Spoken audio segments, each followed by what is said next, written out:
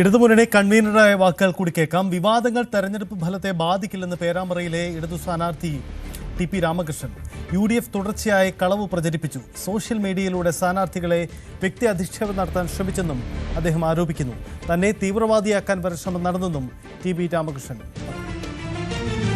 ഇടതുപക്ഷ ജനാധിപത്യ മുന്നണി ഗവൺമെന്റിന്റെ ഭരണാനുഭവവും UDFന്റെ ഭരണാനുഭവവും കേരള സമൂഹത്തിന്റെ മുമ്പിലുണ്ട്.